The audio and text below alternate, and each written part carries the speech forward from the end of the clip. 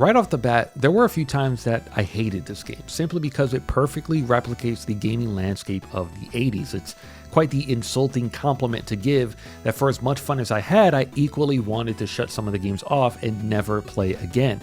I fear this might be the reaction of a few, especially those that never experienced the unforgiving brutality of navigating video games in the 80s. It might sound all bad, but stick with me because it's the true strength of this game. Let's talk about UFO 50.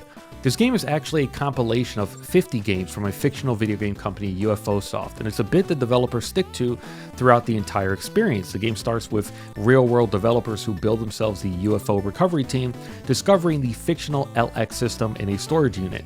They then get to work on recovering the entire library and delivering it to us in the form of UFO 50. You can see that each game has dust on it that you have to knock off to play, and these aren't mini-games. They're full-fledged experiences with high scoreboards and end goal, and some even have multiplayer.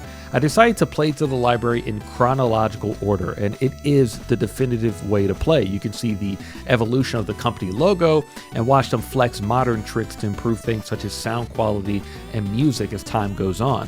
I especially loved watching games and characters grow as the releases rolled on, and some games even had callbacks to previous games, such as these pizza slices you find in 1987's beat 'em up Fist Hell that were first seen in 1984's Kick Club.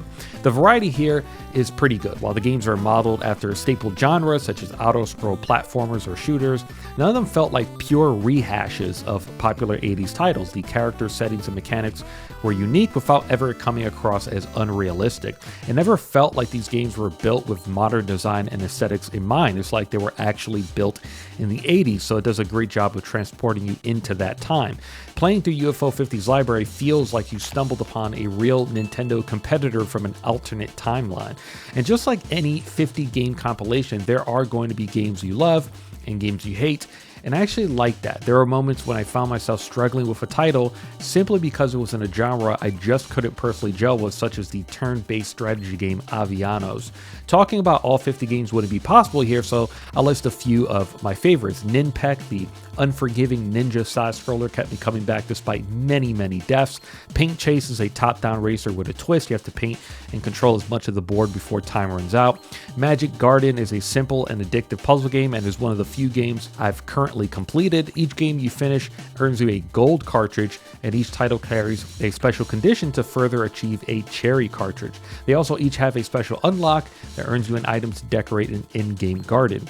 Mortal was one of my favorite concepts. You start off with a set number of lives and must sacrifice them in order to create a path for the ones that follow, such as exploding to open new areas or darting headforth into a wall to create a platform. Tactics is a simple yet deep real-time strategy game where you must maneuver troops into certain lanes to either defend or attack your opponent's castle. Warp Tank changes the way you normally navigate a side-scrolling shooter by letting you swap between floor and ceiling.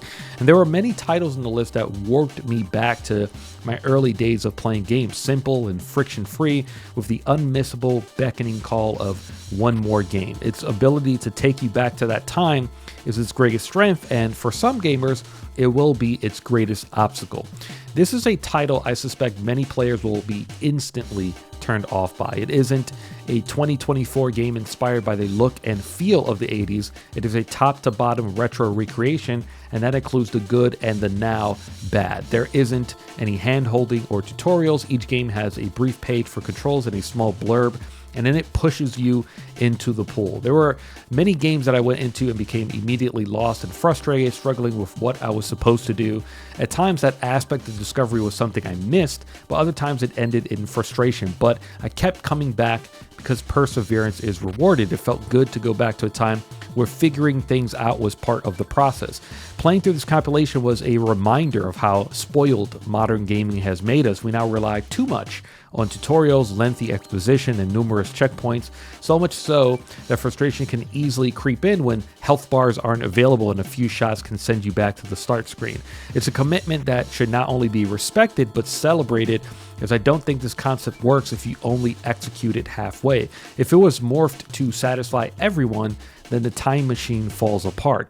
The final game on the list, 1989 Cyber Owls, is pretty special because it's a culmination of everything the company created up to that point. It feels grander than the rest, and even launch alongside an original comic series. Multiple genres exist in this one title, including a beat 'em up and Contra style shooter. If one of your owls gets captured, you're transported into a Metal Gear type scenario to break them out. Characters and villains feel way more fleshed out. You could even imagine a fictional action figure series would have stemmed from this alongside an early 90s cartoon. I loved this almost meta aspect of the library that reflects real world development, both modern and retro. One of my favorites was Mortal 2, the sequel to the game I highlighted earlier. The description states it was closer to Chun's original vision, but just like a lot of real world sequels, it complicates the simplicity of the idea by introducing multiple characters that ruins the original cannon fodder concept. Overall, my time with UFO 50 was a bit conflicting. There were moments of frustration, but those were outweighed by moments of delight. I wouldn't recommend this to those who are unwilling to take that very particular ride, as it requires forbearance with a dash of curiosity. It's an experience that directly reflects the feeling it attempts to replicate. It asks for your patience and time with the promise of being rewarded with something special you've never played before. It isn't an ode or homage to a time long past. It is a virtual history reassembled in reality. It will force you to alter the way your brain approaches the video games you grew to love. And just like many challenges in life, the end result will be worth it. Like it if you liked it, subscribe if you loved it, and check out the Camp Koji podcast every Monday. Peace.